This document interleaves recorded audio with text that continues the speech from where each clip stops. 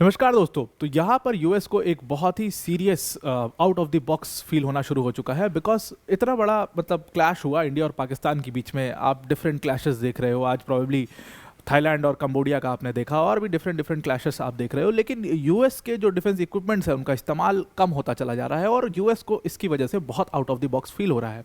अब इसके बहुत सारे कारण हैं। सबसे पहले तो एग्जाम्पल के तौर पर इंडिया और पाकिस्तान के बीच में कॉन्फ्लिक्ट हुआ, and you know these companies, these defence companies and this economy, US economy is by and large feeded by this all the clashes that happen. और ये बहुत सिंपल, अगर आप मतलब जियो पॉलिटिक्स को बहुत डिटेल में समझते हो तो आप इस बात को बहुत अच्छे से समझते होगे कि यूएस इतने सारे काइनेटिक वॉर्स में क्यों इन्वॉल्व रहता है, क्यों उसको फीड करता है, और दुनिया भर की चीज़ें, उसके ऊपर दुनिया भर की बात है, उसको कभी अलग से देखेंगे। लेकिन अभी क्या हुआ है, रिसेंटली इंडिया पाकिस्तान का कॉन्फ्लिक्ट हुआ और उसमें मिटियोर मिसाइल्स का इस्तेमाल नहीं हुआ। अब जाहिर सी बात है, मिटियोर मिसाइल्स का इस्तेमाल अगर नहीं होगा तो उसकी कैपेबिलिटीज़ नहीं पता चल पाएंगी, कैपेबिलिटीज़ नहीं पता चल पाएंगी, नए ऑर्डर प्लेस नहीं होंगे। लॉकहीड मार्टिन बड़ा परेशान है, यूएस बड़ा परेशान है इस चीज़ को लेकर के। वहीं दूसरी तरफ अगर आप देखो उस पूरे वॉर में जो हेडलाइंस बनी, तो वो या तो ब्रह्मोस मिसाइल्स की हेडलाइंस बन रही थी, क्योंकि ब्रह्मोस का इस्तेमाल भारत ने किया, हैमर बॉम्ब्स का इस्तेमाल किया, स्कैल्प का इस्तेमाल किया, पाकिस्तान ने PL-15 का इस्तेमाल किया। लेकिन मिटियोर मिसाइल्स का कहीं नामो निशान नहीं था, और इससे यूएस काफ़ी ज़्यादा डेस्परेट हो गया है। और फिर अब उसी चीज़ को सही करने के लिए, मिटियोर्स का एक इस्तेमाल करने के लिए, उसका एक इमेज बनाने के लिए पूरा एडवर्टीजमेंट कैंपेन दबा करके चल रहा है। लॉकहीड मार्टिन और यूएस मिल करके, इसमें यूके भी मिल करके पूरा उसका एकदम एडवर्टीजमेंट कैंपेन चला रहे हैं। आज उसी के ऊपर प्रॉब्लम हम डिस्कस करने वाले हैं।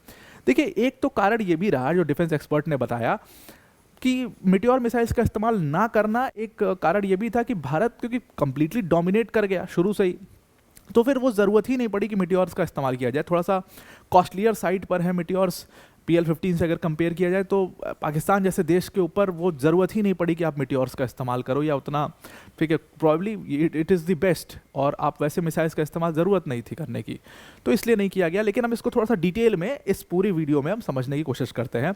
पर वीडियो में आगे जाने से पहले एक बड़ी अनाउंसमेंट है यहाँ पर अनअकैडमी टीम की तरफ से। देखिए, अनअकैडमी का प्रॉब्ली बिगेस्ट, या एजुकेशन इंडस्ट्री का अपने आप में बिगेस्ट इवेंट जो है वो 10 दिसंबर को होने वाला है। पूरी एडटेक इंडस्ट्री इस इवेंट के बाद बदल जाएगी। स्टूडेंट्स के लिए बहुत फ़ायदा होगा, क्योंकि आपको एकदम रियल टाइम गिफ्ट्स इसमें अनाउंस किए जाएंगे। आपको सिंपली क्या करना है इस इवेंट में गिफ्ट्स पाने के लिए, आपको जाना है यूट्यूब पर, यूपीएससी अनस्टॉपेबल्स बाय अनअकैडमी चैनल है हमारा, यूपीएससी अनस्टॉपेबल्स बाय अनअकैडमी चैनल पर सीधा क्लिक करना है। यहाँ पर लाइव सेक्शन में आपको जाना है, और लाइव सेक्शन में जैसे ही आप जाओगे, पहले नंबर पे आपको ये इवेंट क्रिएटेड मिलेगा। इस इवेंट क्रिएटेड इवेंट में आप जाइए, और इस पर जा करके बस आप क्या करिएगा कि यहाँ पर नोटिफिकेशन का जो बार है, यहाँ पर लाइव इन 2 डेज, यहाँ पर नोटिफिकेशन का ऑप्शन दिखेगा, नोटिफाई मी पर क्लिक कर दीजिएगा। तो जैसे ही ये इवेंट शुरू होगा वैसे ही आपको एक नोटिफिकेशन चला जाएगा, और आप इस इवेंट को हमारे साथ लाइव जुड़ पाओगे। अब इस इवेंट में जुड़ने से क्या फ़ायदा, देखिए बहुत सारे बच्चों ने ऑलरेडी मतलब कमेंट करना शुरू कर दिया, काफ़ी एक्साइटमेंट बढ़ चुकी है इसके लिए। एक बहुत बड़ी इंस्पिरेशनल पर्सनैलिटी जिसने हमने बचपन से इंस्पायर किया, वो इसमें जुड़ने वाले हैं, और वो पर्सनालिटी हमारे साथ होंगी। प्लस इसमें बहुत सारे गिफ्ट्स आपको मिलेंगे, बहुत सारे फ़ायदे आपके लिए होंगे। मतलब एडटेक इंडस्ट्री, पूरे एजुकेशन इंडस्ट्री का अगर मैं कहूँ तो ये अतिशोक्ति नहीं होगी, पूरी एजुकेशन इंडस्ट्री का सबसे बड़ा इवेंट है ये 10 दिसंबर वाला। तो इस पर आप ज़रूर से ज़रूर ज्वाइन करिए, इस इवेंट को हमारे साथ लाइव आइए, इस पर आपके सारे फेवरेट एजुकेटर्स भी पहुँचेंगे। अब आते हैं अपने टॉपिक के ऊपर हम वापस। तो हुआ क्या अब यहाँ पर सबसे पहले कि देखिए, यूरोप की बेस्ट मिसाइल्स कही जाती है। यूरोप की अगर एयर टू एयर मिसाइल्स की बात करें तो प्रोबेबली इस समय पर मिटियोर मिसाइल्स का नाम सबसे पहले आता है। मिटियोर मिसाइल्स उसमें सबसे बेस्ट मिसाइल्स हैं। अब देखिए, मिटियोर मिसाइल्स सबसे बेस्ट मिसाइल्स हैं, लेकिन बेस्ट कैसे मानोगे, मतलब कहने के लिए बेस्ट है, या तो प्रूफ करके दिखाओ, या तो उसको यूज़ करो, तब पता लगेगा बेस्ट मिसाइल्स हैं। तो अब क्या हुआ कि PL-15, मतलब अगर आप देखो तो इंडिया चाइना का जो पूरा कॉन्फ्लिक्ट हुआ, उसमें हेडलाइंस कौन ले गया, उसमें हेडलाइंस ब्रह्मोस ले गया, उसमें हेडलाइंस रशिया का S-400 ले गया, उसमें PL-15 जो है चाइना का, वो पूरा हेडलाइंस ले गया। ये सब पूरी तरीके से मतलब हेडलाइंस को डोमिनेट कर रहे थे। तो हेडलाइंस को क्योंकि ये लोग डोमिनेट कर रहे थे, तो कहीं ना कहीं that US economy is fuelled by wars. और बहुत बड़ी बड़ी कंपनीज हैं, लॉकहीड मार्टिन जैसी, जो बड़ी बड़ी प्रॉब्ली बहुत मतलब बिगेस्ट कंपनीज हैं, वो एक तरीके से यूएस इकॉनमी को फ्यूल करती हैं। और यूएस इकॉनमी चलती किस चीज़ से है, यूएस इकॉनमी चलती है वॉर से। बहुत क्लियर बात है ये, कभी हम इसको डिटेल में, बड़ा एक कंस्पिरेसी थ्योरी है, बहुत सारी चीज़ें हैं, उसको डिस्कस करेंगे किसी और वीडियो में। लेकिन यहाँ पर ये सारी चीज़ें जो है वो होने लगी। यूएस को फील होने लगा आउट ऑफ द बॉक्स कि यार इतना बड़ा क्लैश हुआ, लेकिन इस क्लैश में मिटियोर मिसाइल्स का इस्तेमाल नहीं हुआ। ये तो बहुत बड़ी अपने आप में प्रॉब्लम है।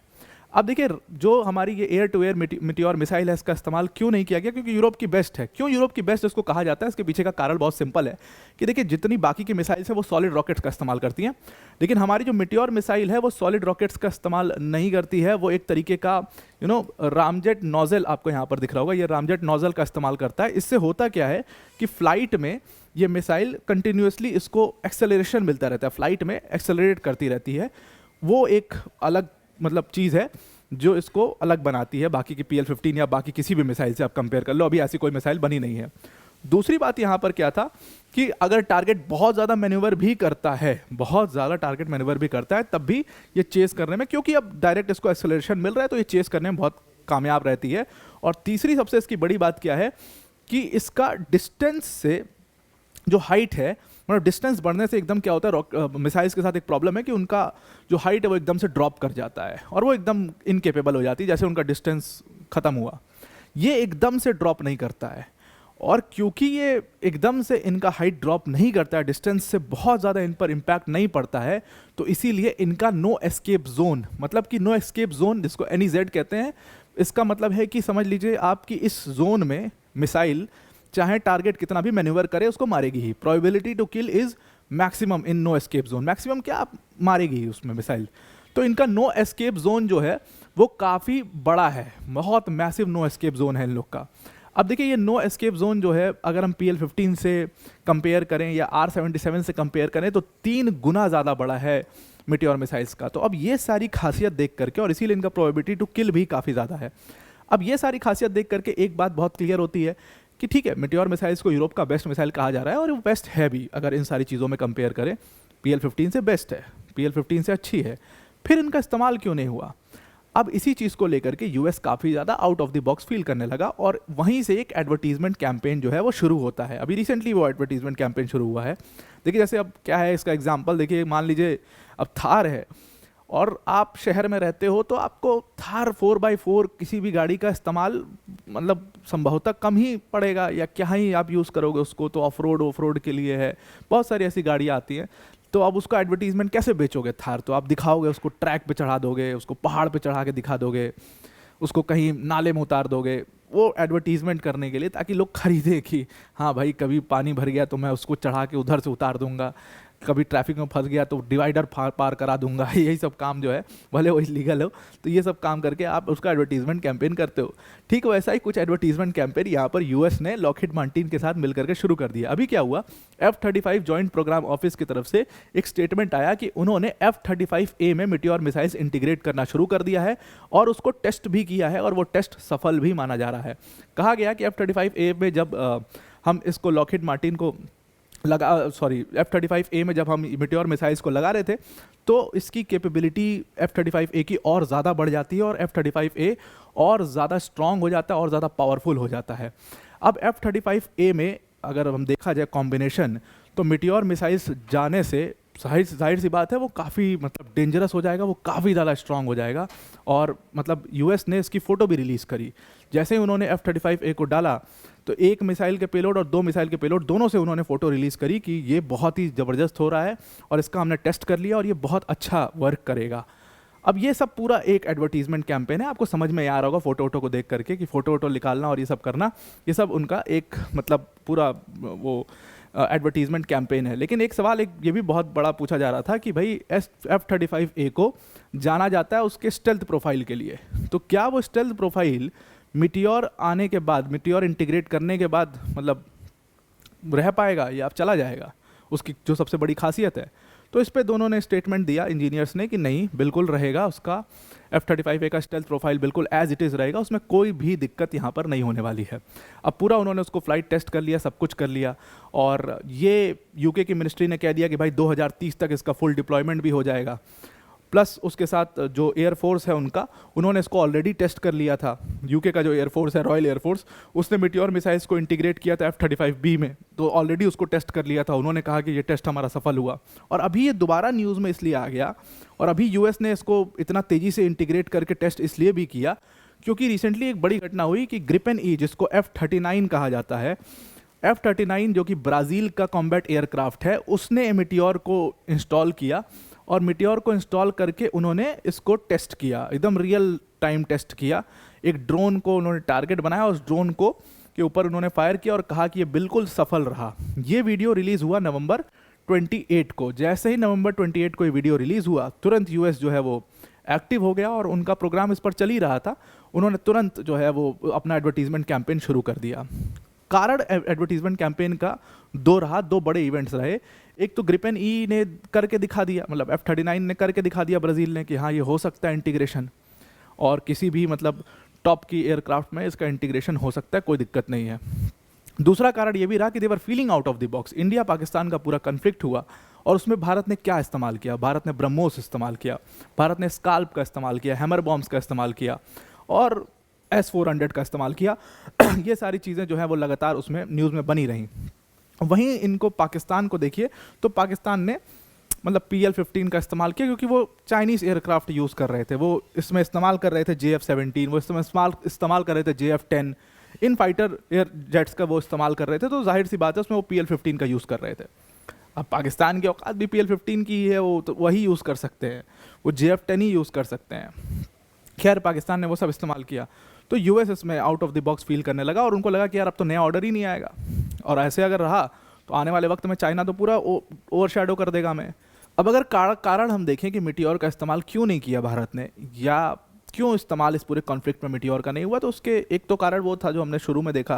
उन्होंने कहा भाई महंगी है, पाकिस्तान जैसे देश पे पाकिस्तान की औकात नहीं है, उस पर क्या ही खर्चा करना। और दूसरा एक बहुत बड़ा रीज़न जो मुझे सही रीज़न भी लगता है वो ये था कि शुरू से इंडिया ने इस पूरे वॉर में डोमिनेट कर लिया था। आप देखिए कि शुरू से इंडिया ने डोमिनेट किया, उनके टारगेट्स को मार दिया। तो पहले एयर टू सरफेस मिसाइल का इस्तेमाल किया और वहीं पर पाकिस्तान वॉज लिटरली ओवर, उनको ज़रूरत नहीं थी। तो इसलिए मिटियोर जैसी मिसाइल्स की इसमें ज़रूरत ही नहीं पड़ी क्योंकि शुरू से भारत ने कंप्लीटली इस पूरे वॉर को डोमिनेट किया। और जब पाकिस्तान अटैक करने आए तो हमें डिफेंस करना था और हमें सरफेस से डिफेंड करना था, क्योंकि हम सामने सामने वॉरफेयर तो कर ही नहीं रहे थे। हमने तो मारना था, मार दिया था, ख़त्म कर दिया था वहीं पर। बाद में जब पाकिस्तान ने अटैक करना शुरू किया तो हम डिफेंड कर रहे थे, तो हमने S-400 का उसमें इस्तेमाल किया। अब इस पूरे कॉन्फ्लिक्ट के बाद अगर फिर भी आप देखो तो S-400 के जो ऑर्डर्स हैं वो प्लेस हुए। 5 S-400 के ऑर्डर्स ऑलरेडी 2018 में प्लेस हो गए थे, जिसमें से 3 ही अभी तक मिले हैं। उसके बावजूद 5 और S-400 जो कि अव्वल क्वालिटी वाले S-400 हैं, जो उसका नया वेरिएंट है, उसके लिए हमने ऑर्डर प्लेस कर दिया। दूसरी तरफ अगर आप देखिए तो भले ही मिटियोर मिसाइल्स का इस्तेमाल नहीं किया गया, लेकिन न्यूज़ रिपोर्ट्स ये बताती हैं कि कम से कम $180 मिलियन की मिटियोर मिसाइल्स का यहाँ पर ऑर्डर प्लेस किया जा रहा है और ये मिटियोर मिसाइल्स बहुत जल्दी भारत तक पहुँचेंगी। तो ऐसा नहीं है कि मिटियोर मिसाइल्स का यूज़ या उसकी कैपेबिलिटी भारत नहीं जानता है, ऐसा इसलिए भी किया गया है कि ज़रूरत मिटियोर की नहीं पड़ी है। अब यूएस इसका खैर उनका अपना एक तरीका है सोचने का, लॉकहीड मार्टिन के साथ मिल करके वो इस पूरे मतलब एक, मैं तो इसको एडवर्टीजमेंट कैंपेन ही कहता हूँ, वो एडवर्टीजमेंट कैंपेन में लगे हुए हैं। तो अब आपको पूरा ये आर्टिकल समझ में आ गया होगा। आज के लिए इतना ही। Thank you and have a nice day.